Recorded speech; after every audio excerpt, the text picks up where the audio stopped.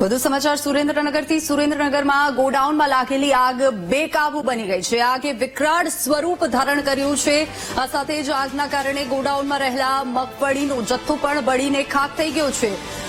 હીટરનગર વિસ્તારમાં એફસીઆઈ ગોડાઉનમાં આગ લાગી, જેમાં આગમાં ફેક્ટરીમાં પડેલો માલ સામાન બળીને ખાક થઈ ગયું છે. ચોટીલા, થાનગઢ અને સુરેન્દ્રનગરની ફાયર ટીમ ઘટના સ્થળે પહોંચી છે.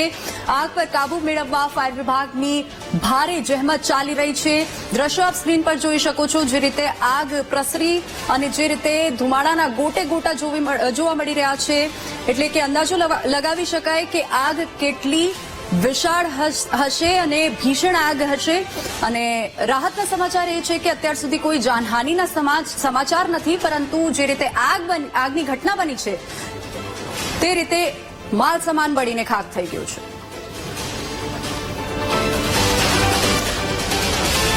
આજ મુદ્દે સંવાદદાતા સચિન આપણી સાથે લાઈવ જોડાઈ ગયા છે. સચિન, આપ ત્યાં ઉપસ્થિત છો. હાલ શું પરિસ્થિતિ?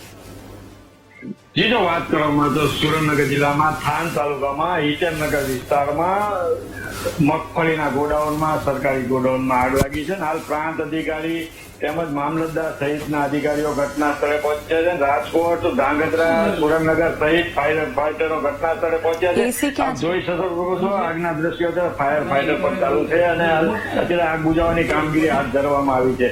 અને હાલ અત્યારે પ્રાંત અધિકારી અહીં ઉપસ્થિત છે. આપણે પ્રાંત અધિકારી સાથે જ વાત કરીએ કે શું છે. જી જી જી જી જી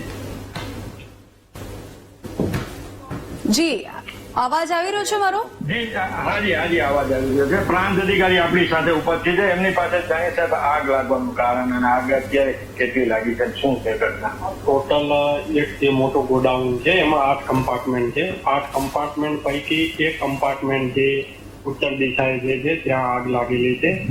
આ ગોડાઉનની અંદર છે 25,000 બેગ મગફળીના નાફેડ દ્વારા ખરીદી કરીને મૂકવામાં આવેલા છે. આગ લાગવાનું કારણ હજુ અકબંધ છે, પરંતુ પ્રાથમિક દ્રષ્ટિએ એવું જણાય છે કે લગભગ શોર્ટ સર્કિટના કારણે આગ લાગી હોય તેવું લાગી રહ્યું છે. કેટલા ફાયર ફાઈટર અત્યારે ઉપર? અત્યારે 5 ફાયર ફાઈટર ઉપલબ્ધ છે. એમાં ચોટીલાના છે, ધ્રાંગધ્રાના છે, અહીંના થાનગઢના છે, સુરેન્દ્રનગરના છે અને લીંબડી અને રાજકોટનું ફાયર ફાઈટર છે એ રસ્તામાંથી પણ પહોંચી રહ્યું છે. પડખે પણ હજી માલ પડ્યો છે?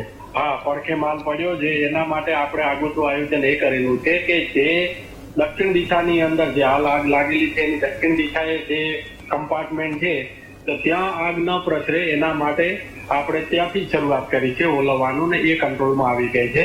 બીજું એ ફાયદામાં એ છે કે એ જે કમ્પાર્ટમેન્ટની વચ્ચે જગ્યા પણ છે, એટલે એ વધુ અનુકૂળ છે કે આગ છે આગ સ્પ્રેડ એ બાજુ થવાની સંભાવના બહુ ઓછી રહી છે. 3 કલાકથી વધુ સમય થવા આવ્યો છે, પણ હજી આગમાં ક્યાંક ને ક્યાંક ધુમાડાના ગોટે ગોટા અને આગ ચાલુ છે. મગફળી છે ને એના લીધે જે ઉપરથી એકવાર ઓલવાઈ જાય છે, પાછો પવન પણ વધારે છે તો પાછી આગ પકડી લે છે. પણ ફાયર ફાઈટર છે એ એમની રીતે તમામ પ્રયત્નો કરી રહ્યા છે અને આગ ચોક્કસ ઓલવાય છે. મેનેજર હાજર છે કે કેમ?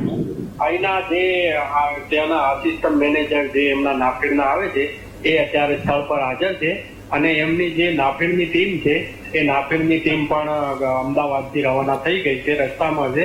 અને મીનવાઇલ જે નાફેડના ચેરમેન છે એમને પણ મેસેજ મોકલી આપ્યો છે. બીજો વાત કરવામાં તો પ્રાંત અધિકારી પણ આપણી આજે ઉપસ્થિત હતા. તેમને જણાવ્યું કે હજી પડખેના ગોડાઉનમાં જે માલ ભર્યો છે તેની પણ વ્યવસ્થા કરવામાં આવી છે. અને અત્યારે રાજકોટ, ચોટીલા, લીંબડી સહિતના ફાયર ફાઈટરો ઘટના સ્થળે પહોંચ્યા છે. Sachin Pithva, VTV news, Surendranagar. જી સચિન, આભાર.